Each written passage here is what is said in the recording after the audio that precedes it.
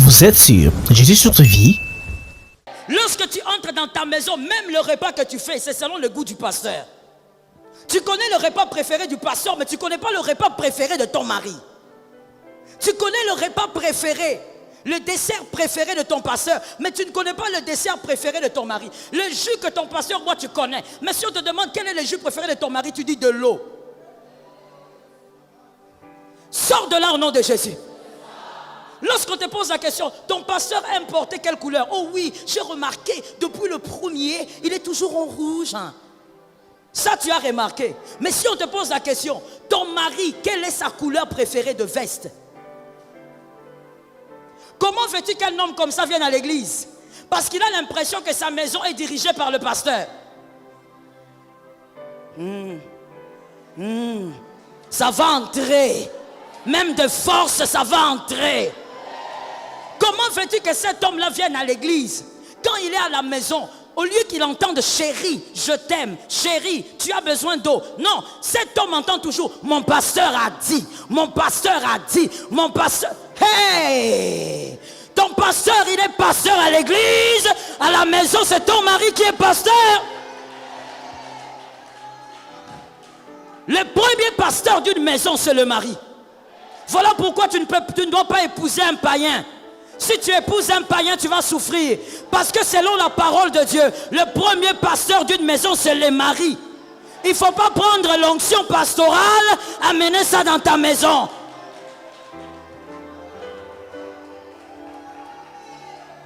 Oh non, notre pasteur avait dit, on ne peut pas prier comme ça.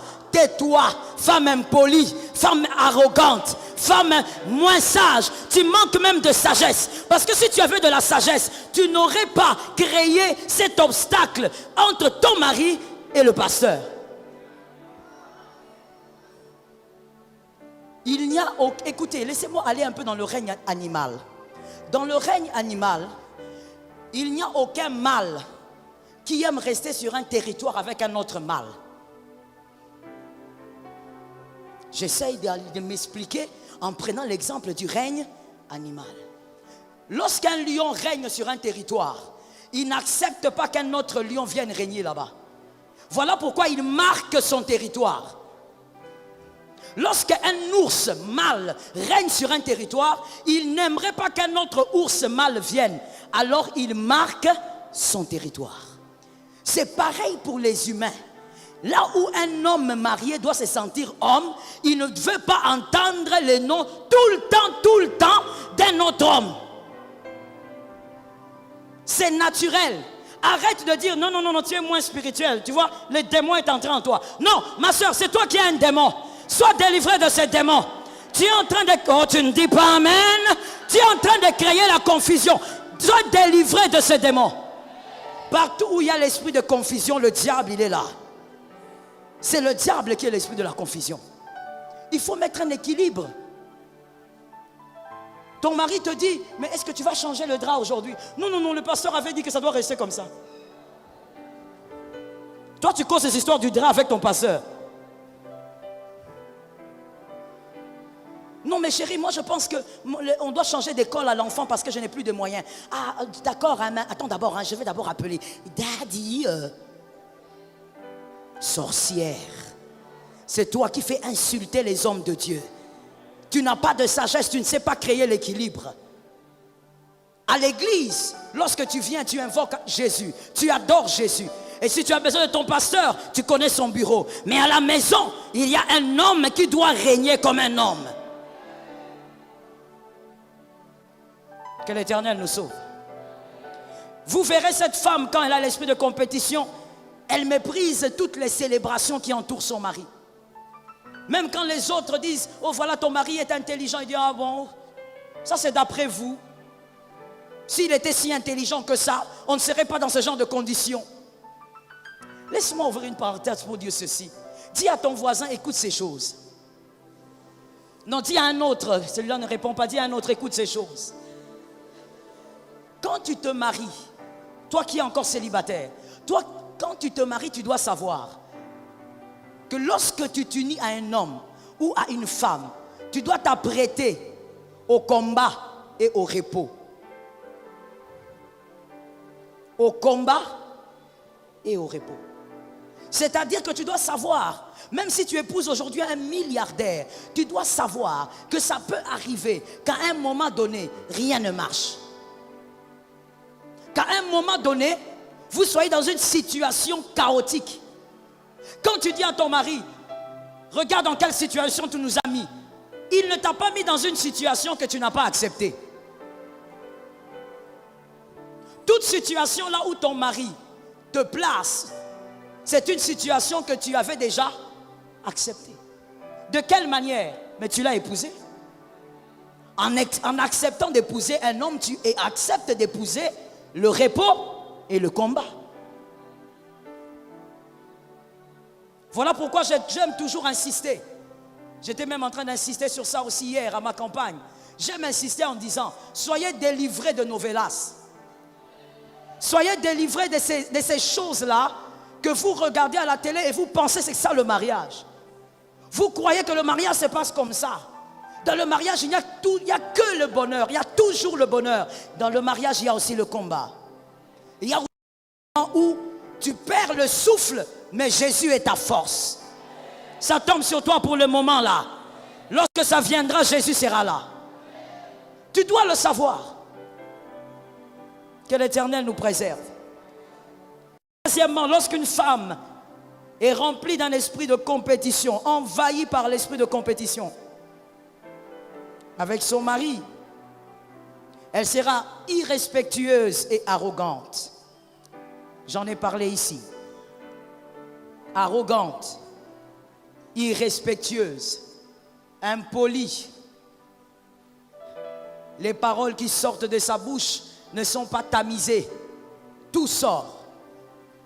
Vous savez, lorsque vous avez une femme impolie, arrogante, vous êtes perdu. Vous allez d'abord vous transformer en intercesseur, mais vous êtes quand même un peu perdu. Parce que pendant que vous êtes là marié, vous faites des enfants. Et donc, les enfants qui sont éduqués par une femme arrogante, ce sont des koulounas qui vont sortir de là. Des koulounas en cravate et en machette. Ils vont sortir de là. Parce que tu es arrogante. Tu es impoli. Et c'est toi l'éducatrice. Aujourd'hui, des fois, avant ça me choquait, mais aujourd'hui ça ne me choque plus. J'essaye de comprendre. Lorsque vous voyez un jeune, vous l'appelez, vous lui parlez sur quelque chose, mais vous voyez la personne toujours dans une position de justification. Ou pendant que toi tu parles, lui aussi parle. Il faut comprendre, le problème c'est quoi? Il faut te poser la question, qui était sa mère? Ou qui est sa mère? C'est la mère qui est l'éducatrice. Tu parles à une sœur, tu expliques des choses à une sœur. Ou un pasteur venait me dire, j'étais en train de parler à cette sœur-là. Pendant que je parlais, elle aussi me répondait. Le problème c'est quoi? Qui était sa mère? L'arrogance produit l'arrogance. Je parle d'une mère et sa fille. D'une mère et son fils. L'arrogance produit l'arrogance. Même si vous envoyez ce garçon au campus, même s'il a des diplômes, mais ce qu'il est, les valeurs intrinsèques qu'il a, ne changent pas. Il est toujours arrogant malgré les diplômes. Que le Seigneur nous sauve. Je suis d'accord avec toi, que Dieu te sauve. C'est le 40e point. 4e, n'est-ce pas? Lorsqu'une femme a l'esprit de compétition, elle se moquera de tout ce que son mari fait. Oh mon Dieu, un homme qui épouse une femme qui se moque de lui, c'est ça, ça ressemble à la carie dans les eaux. Au lieu que ce soit une femme qui encourage, mais c'est une femme moqueuse. Une femme qui encourage propulse son mari. Est-ce que quelqu'un m'a entendu? Une femme qui encourage son mari l'amène au-delà des limites. Voilà pourquoi d'ailleurs les hommes ont dit, n'est-ce pas? Derrière un grand homme, ce sont les hommes qui ont dit. Une réflexion populaire.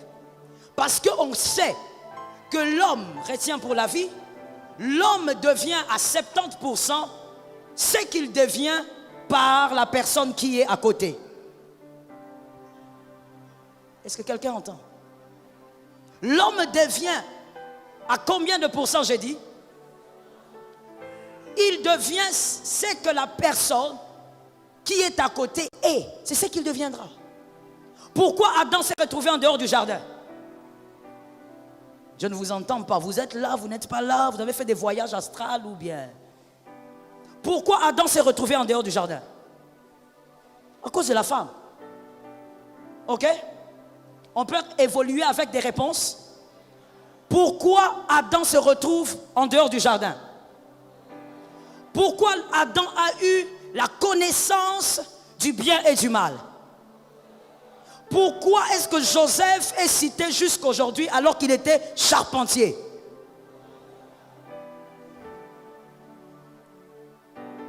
Est-ce que quelqu'un m'entend?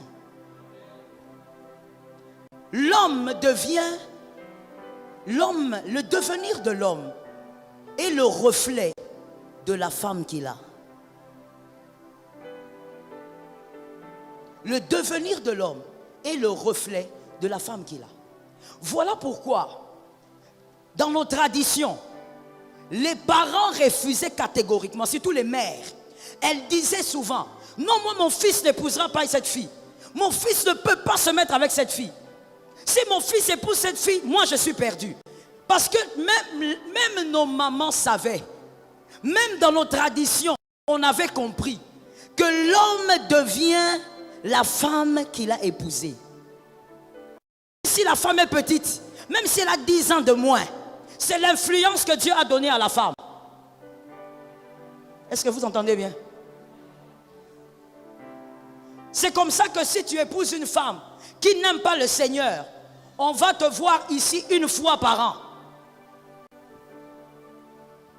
Est-ce que quelqu'un m'entend bien? Quand tu vois un homme se battre pour réussir, alors que sa femme n'est pas avec lui, alors que sa femme se moque de lui, c'est un homme très fort. C'est un homme très déterminé. Et j'ajoute une troisième chose, c'est un homme très discipliné. Sans cela, il ne pourra pas. Parce que dans la maison, il y a quelqu'un qui est toujours en train de l'amoindrir, de le pétrifier. Il ne peut pas aller de l'avant. La première personne qui doit donner du punch à son mari, c'est la femme. Lorsque la femme donne du punch, même si les hommes méprisent, l'homme va monter. Parce qu'il croit. Il croit pourquoi? Il croit parce que la personne qui vit avec lui l'encourage. Est-ce que quelqu'un m'entend? Je dis à un célibataire, n'épouse pas n'importe qui. Je suis d'accord avec toi. Que ton amène chasse la fille là. La fille là façon. N'épouse pas n'importe qui. La femme que tu épouses te donnera un trône ou alors elle t'arrachera le trône qui était à toi. Combien d'hommes ont épousé des femmes? Ils étaient zélés dans le Seigneur. Très zélés. Mais dès qu'il a épousé cette femme-là, tout s'est arrêté. Même la prière, il n'arrive plus à prier. Attention avec la personne qui est à côté de vous. Lorsque Dieu vous fait grâce et vous donne la femme qu'il vous faut, célébrez le Seigneur et que l'Éternel vous aide à accomplir votre mission. Est-ce que quelqu'un m'entend? L'influence de la femme est grande. Laisse-moi ouvrir une parenthèse dedans. L'influence de la femme est grande. Je dis à un homme ici, célibataire, et peut-être même marié, ne néglige jamais l'influence de la femme.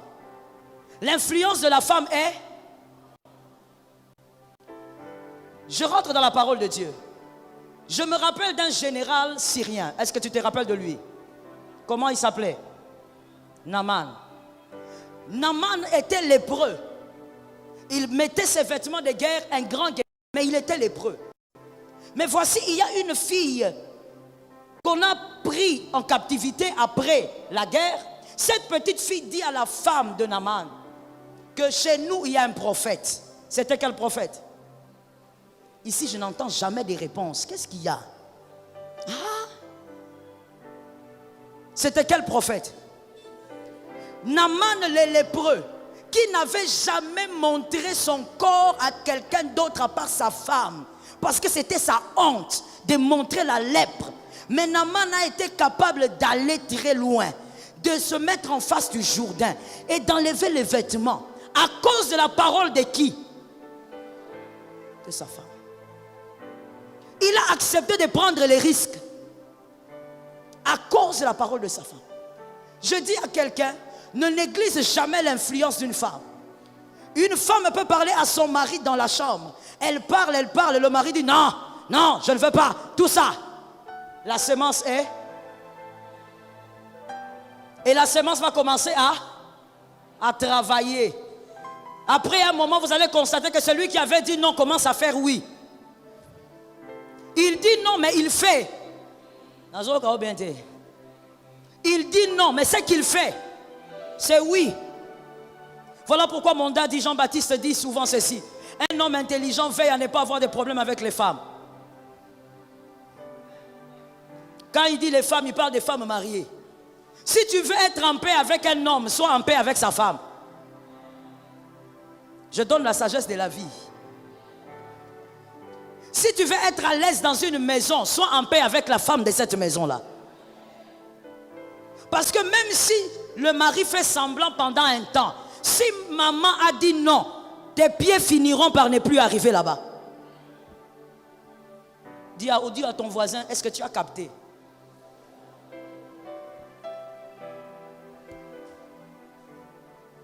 L'influence de la femme. Malheureusement, il y a aussi cette influence qui agit négativement. Vous ici, vous pouvez bien comprendre cela. Peut-être certains qui ne vivent pas notre réalité. Mais vous voyez les enfants de la rue. Il y en a combien? Combien sont devenus des koulouna aujourd'hui? Mais dans la plupart des cas, quelle est l'histoire? La maman qui est venue, elle a dit. La maman qui est venue après notre mère a dit. La plupart de ceux qui sont dehors, c'est à cause des femmes. Elles ont parlé. Une fois, il y a une sœur qui m'a dit, maman, comment un homme peut vivre avec sa femme après 30 ans? Il a des enfants, 30 années de mariage, il a des enfants, les enfants grandissent, mais un jour, il refuse de vivre avec ces enfants-là en paix à cause d'une femme qu'il a épousée. J'ai dit à cette fille, la femme a une influence qu'on ne peut pas nier. Voilà pourquoi Dieu disait à Israël, n'épousez pas les femmes étrangères. Parce qu'une femme étrangère va t'amener son Dieu, va t'amener sa culture, va t'amener ses valeurs. Salomon a joué avec, Salomon a adoré les idoles. Salomon n'a pas adoré les idoles pour découvrir une nouvelle science. Salomon a adoré les idoles parce qu'il avait des femmes idolâtres. Ça commençait d'abord, elles ont dit à Salomon, Salomon, chéri Salomon, construis-nous aussi des temples. Toi tu as ton Dieu, mais nous aussi on doit avoir notre Dieu. Construis-nous des temples. Salomon a regardé les beaux yeux, il a dit, il n'y a pas de problème. Il n'y a pas de problème. Vous savez, les hommes, quand on pose un problème, il veut montrer que lui, tout est possible. Alors il dit, oh là là, ça c'est rien du tout. Hein? S'il était congolais, il allait dire, on a un petit problème. Il a construit des temples, des idoles pour ses femmes. Salomon a dit c'est juste pour qu'elles soient à l'aise avec leur Dieu. Mais un jour, l'une des femmes est venue et a dit, Salomon chéri, pourquoi tu me laisses toujours aller adorer seule? N'est-ce pas que quand toi tu m'invites, moi aussi je viens? Laisse-moi ouvrir une parenthèse en disant, partout là où Jésus est cité n'est pas forcément la présence glorieuse de Jésus de Nazareth. Toi qui aimes suivre la fille là qui te dit, n'est-ce pas que toi quand tu m'invites à l'Aïna, je viens. Toi aussi, viens. Et toi aussi, comme un petit mouton. N'est-ce pas que moi aussi, quand je l'invite, elle vient. Mon frère, quand tu invites quelqu'un, la personne vient. Toi quand tu invites, tu sais pourquoi tu invites. Tu es sûr de la gloire, de la seigneurie du Jésus qui est prêché ici. Alors fais attention avec certaines invitations. Salomon est allé adorer une fois, 2 fois, chéri Salomon. Et finalement, voici la triste histoire. C'est que Salomon, le fils de David, pas n'importe qui, le grand guerrier David, est devenu idolâtre. Pas à cause de la science ou la recherche de quelque chose, mais à cause des femmes. Est-ce que quelqu'un m'entend? Fais attention. Voilà pourquoi je dis encore à un célibataire, marie-toi bien. Je parle d'abord aux hommes, puisque je parle de l'influence de la femme. Je dis, marie-toi bien. Tu risques de te marier à quelqu'un qui te sépare de toute ta famille. Toute ta famille est sorcière, sauf la sienne. Je peux parler? Est-ce que je peux parler? Lancez-moi un amen que j'entende ça. La femme qui dit, ta maman est sorcière, j'étais allé à la prière. Si tu cites mon nom là-bas, le feu va tomber sur toi. J'étais allé à la prière, on m'a dit, ta maman est sorcière, ton oncle est sorcier, ton père est sorcier. Tout le monde, même dans la famille du mari, même les travailleurs de ton mari, sorciers. Mais chez toi là-bas, il n'y a personne.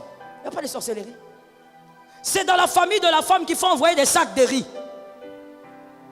C'est dans la famille de la femme qu'on envoie les sacs de sucre.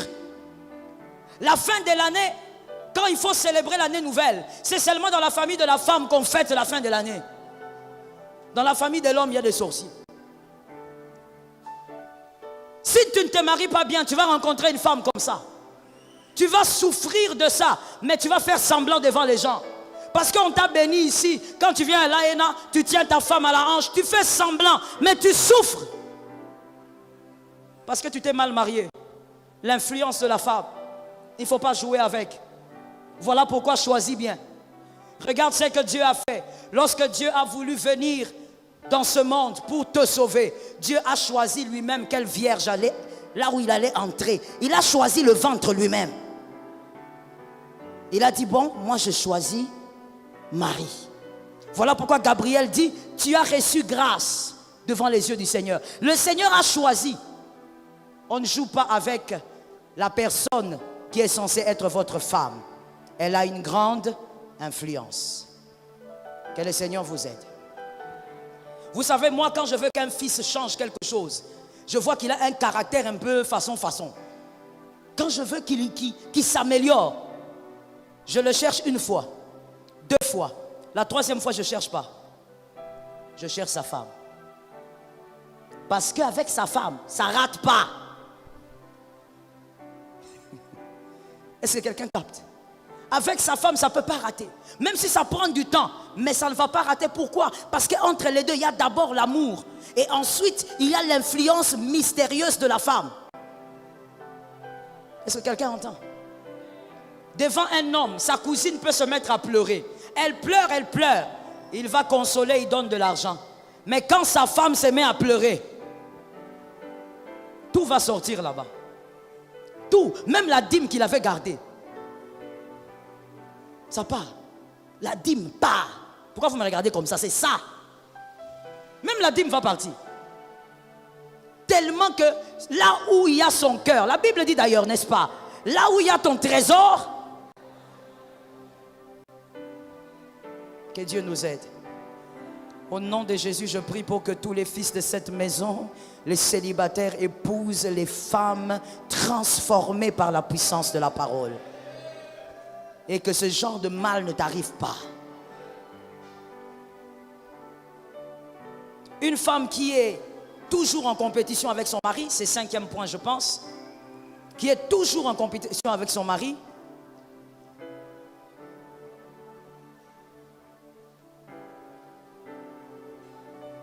ne défendra jamais son mari. Ne défendra jamais son mari. Elle sera toujours en train de condamner son mari.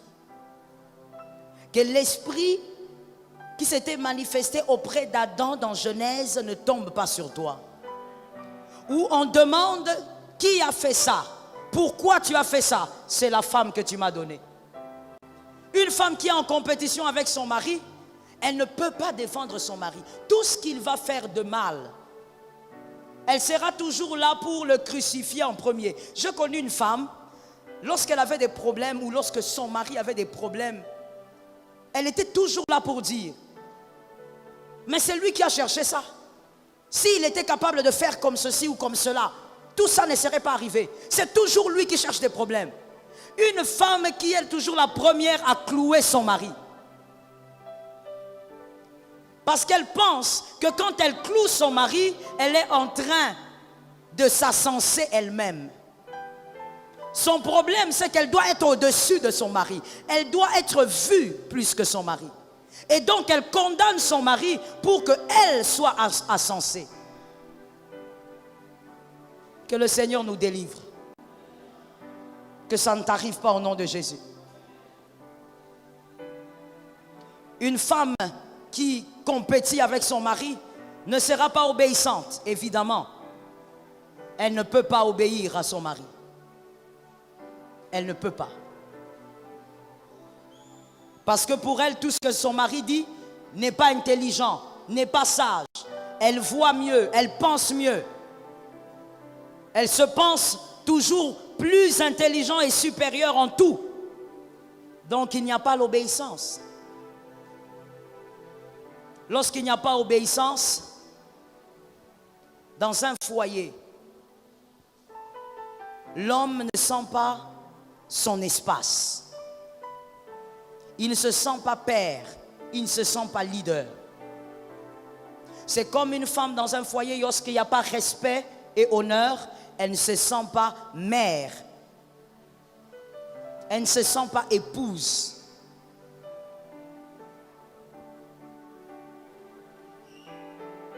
Sortez de l'esprit de la compétition. Merci pour toi qui as dit que tu sortais. Le manque d'obéissance est souvent manifesté dans les couples, là où vous verrez la femme a plus étudié que l'homme, ou la femme a le même diplôme que l'homme. La femme a un travail, l'homme n'en a pas. La femme a un gros salaire, l'homme n'en a pas. Dans ce genre de foyer, j'aimerais dire d'abord aux hommes ceci, que les hommes disent Amen. Dans ce genre de foyer, si vous avez la grâce, je vais appeler ça comme ça parce que ce n'est pas une malchance. Si vous avez la grâce d'épouser une femme qui a plus étudié que vous, qui a des diplômes que vous n'avez pas, qui a un salaire que vous n'avez pas, qui a des connexions, des relations que vous n'avez pas, un foyer comme ça doit avoir un leader fort. Mais un leader fort est celui qui a le mental solide. Un leader fort est celui qui ne s'arrête pas sur les détails. Un leader fort est celui qui sait qu'il est père, il est époux, il est leader. Ici, le diplôme n'a rien à voir. Est-ce que quelqu'un entend? Sinon, vous aurez un foyer où le leader d'abord souffre d'un complexe d'infériorité et une femme qui se sent supérieure. Je vais expliquer quelque chose. Mon fils Zéna vient. Regardez ici et essayez de comprendre, chacun à sa manière, interprété par le Saint-Esprit. Dans le foyer, la femme, disons l'homme, inclinez-vous. Lorsque l'homme se fait petit dans le foyer, je ne parle pas de l'humilité, je parle d'un homme qui souffre d'une estime qui souffre de l'estime de soi, qui souffre d'un manque de respect. Est-ce qu'on se comprend? Un homme qui est dans cette position dans le foyer, il a la position diminuée. Parce qu'il n'a pas d'estime de soi. Des fois, c'est à cause du diplôme de la femme. Des fois, c'est à cause des relations de la femme. La femme a tellement de relations que lui, son téléphone est vide. Des fois, c'est à cause des aptitudes de la femme que lui n'a pas. Alors, quand il est un leader faible, il va se sentir diminué et quand il est diminué, il est donc rabaissé, amoindri. Maintenant, regarde ce que je vais t'expliquer. Il y a très peu de foyers dans le monde, je ne parle pas que du Congo. Il y a très peu de femmes qui, lorsque son homme se sent amoindri, se sent petit, elle peut le relever et le placer à sa place. Le placer selon sa position. Ces genres de femmes-là, il y en a très peu. Je parle moi-même, non? Est-ce que je t'enseigne moi-même? Tu entends ça? Ces genres de femmes-là, il y en a très peu. La plupart des femmes, qu'est-ce qu'elles font? Quand l'homme se sent diminué, rabaissé, elle vient. J'avais dit que chacun comprenne à sa manière, que le Saint-Esprit interprète dans chacune des âmes. Elle vient, qu'est-ce qu'elle fait? J'entends deux personnes. Qu'est-ce qu'elle fait? Elle enfonce, elle abaisse. Ça veut dire, oh Lord, je me permets de le dire et je pèse ce que j'ai dit. Vous êtes sur Jésus sur ta vie?